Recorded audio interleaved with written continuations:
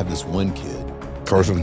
Yeah. He's only 12 years old and smoking. He's amazing. Everybody give it up for Carson. They were hollering, Carson, Yeah. Carson, Carson. He is on his way to being, I mean, he's already amazing. Yeah. You know, but he's on his way to being this, you know, The next really. Joe Bonamassa. Welcome back to Pickle Tato, everybody. Today we got an extremely special guest. We have a guitar prodigy, in my opinion. The next Eddie Van Halen, next whoever you want to think is big, probably even bigger in my opinion, like I said. If you don't believe me, we're going to put some links at the bottom to be able to steer you to go watch this kid. He's phenomenal. His name is Carson Merritt, and he's here with us today. Carson, thanks for coming, man. I appreciate it. Yeah, of course. So how I learned about you, we had a band on here called Bucked Up. You familiar with them? Yeah, so we had Preston, and I know Preston, you've done some work with him, I guess. Can you go into that a little bit? Yeah, so when I was getting decent Okay. at guitar, we had this guitar teacher named Pat, Okay. and he was great. But he moved away, so we were just looking for a new teacher, and we found Preston. Found And, Preston. Yeah. Yeah, he's just put me up a whole lot of levels. Yeah, well, if you got to have a teacher, he's the one. I mean, he's known around this area as probably one of the best guitar players, you know, and I'm not just trying to prop him up. I think many people will tell you that. So where was you born and raised at? Was you born and raised around this area? Yeah, I was born, raised here. Here in Huntsville? Okay. You got any siblings? Yeah, I got older brother and older sister. Okay. Do they have any kind of hobbies like you? Do they play guitar or any kind of instruments? Or No. so do they get jealous of you watching you all the time? No. No? Okay. Yes, they do. I bet you they do. I would be. If my siblings played like you when we were that young, I'd be like, man, you gotta be kidding me. That would try to make me step up my game or whatever I was doing. And maybe that's the same for them. Maybe they're stepping up their game with some other kind of adventure. But so the guitar was your first instrument? Yeah. Okay. And what age did you start? 10, 11. Okay, well, I guess I should ask how old you are right now. I'm 13. 13, okay. So you started about 10. Yeah. Or 11. Wow. So in this short amount of time, you're playing like you are right now. That's amazing, man. So did you start out on acoustic or was it just straight my to- first guitar was just a crappy Ivan SGO.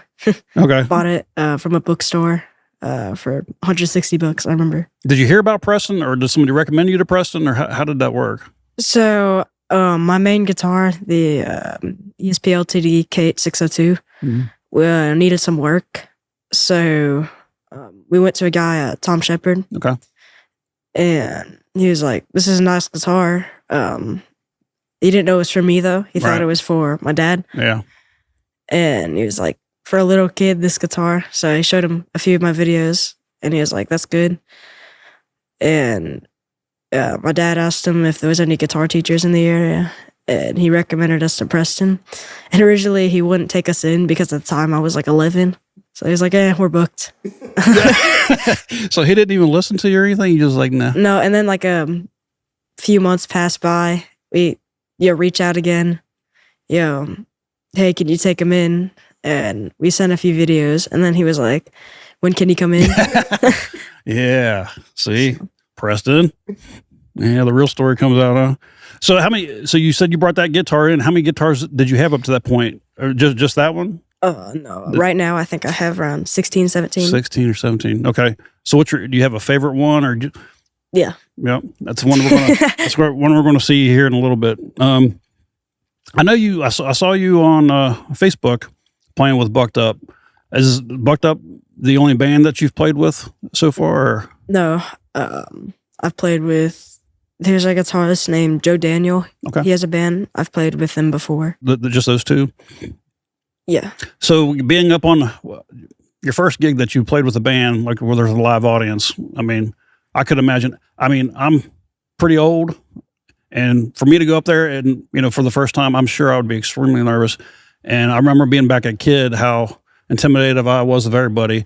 I've seen your videos, and when you're playing, you don't seem like you're intimidated one bit. You're going to go up there and do what you're going to do, and if you like it, you like it. If you don't, you don't. So I guess what I'm getting at is the first time you played, and even today, do you have a bunch of nerves and you just don't show it, or or how's your feelings when you get up there with a band? At first, I'm super nervous, Mm-hmm. but as it keeps going, it just kind of goes away. Yeah. I don't really feel it. Yeah. It's kind of like podcasts. You might be nervous at the beginning, but after you start doing it for a while, all the nerves go away, right? So do you have a favorite place that you've played so far? The camp. The camp. So what's your favorite band right now? I mean, you're going to go through different phases. I'm probably just like everybody else, but right now, who's your favorite band that you like listening to? Metallica. It always has been. Okay. Is Lars more of an inspiration, or who's the main character? Kirk Hammett. Kirk. Okay. Yeah. Did you watch their documentary that they had a while back? Yeah. Okay. I forget what the name of that documentary Some was. Kind of Monster. There you go. Some Kind of Monster. Going back to the camp and playing there, is that probably like the biggest crowd that you've ever played in front of? No, at the Summerfest, there was about 2,000-3,000 people there.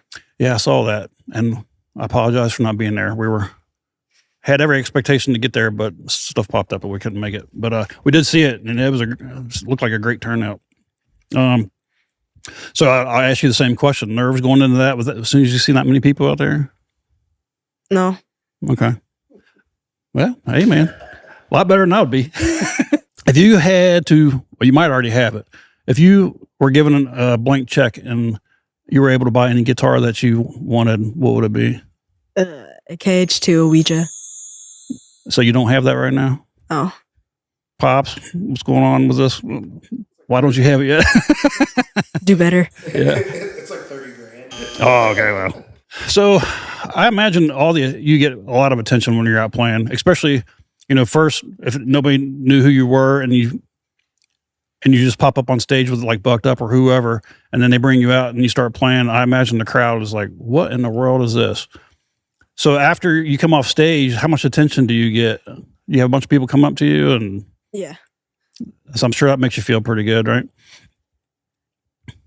No, stay away from me. Yeah, that'll come with time.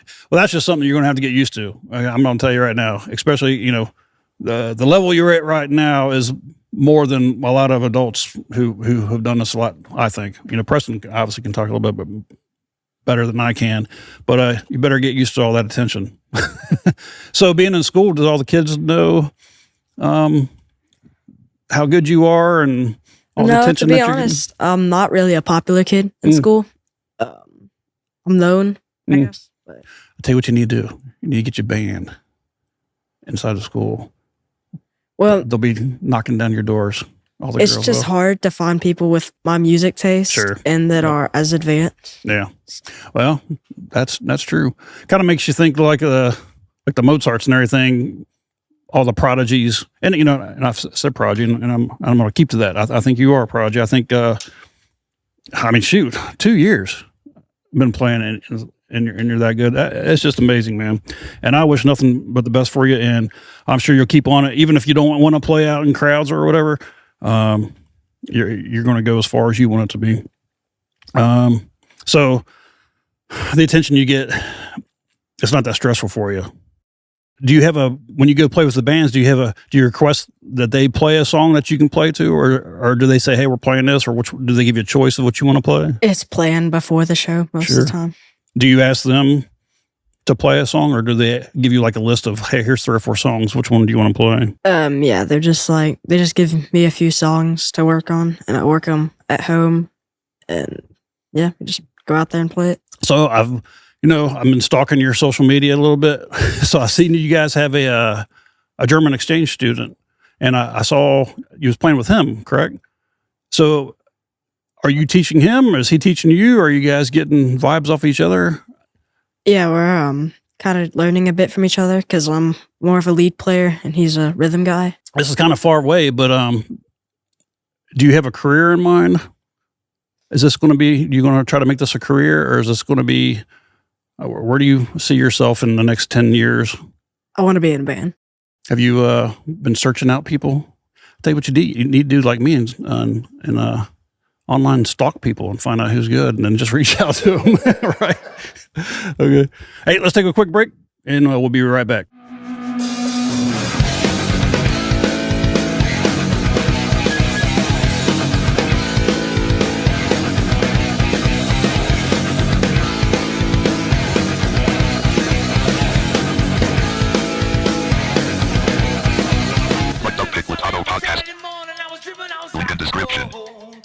Off we go.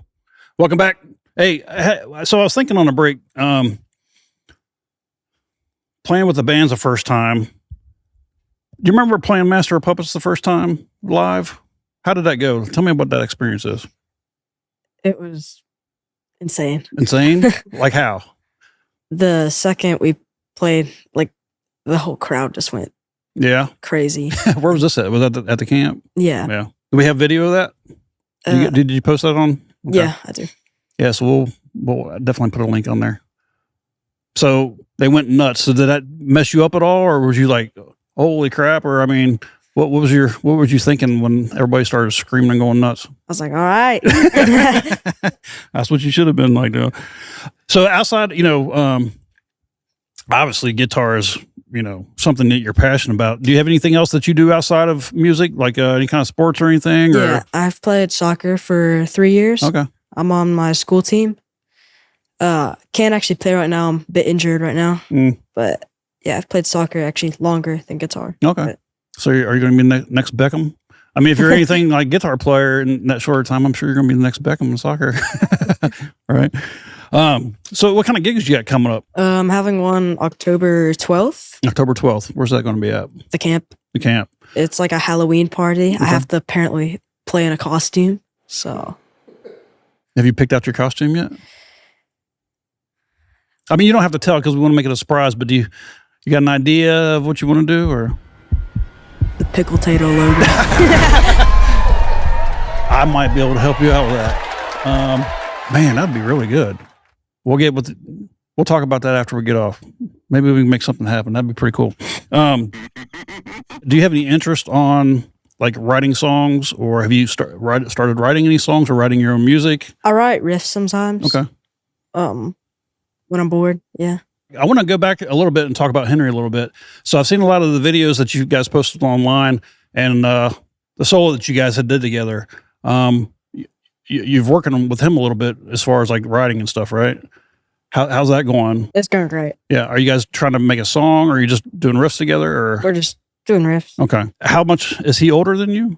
Yeah, he's 16. 16. So. Okay. So if you had any advice for, regardless of age, but more of the younger crowd, we'll say like 16 and below, what would be your advice to people to better themselves at guitar? What helped you the most to advance you, other than Preston? I didn't give up. Yeah. A lot of times you're going to have to work 3 hours for a 5-second part. Yeah.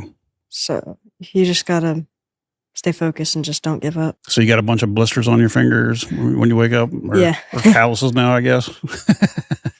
Yeah.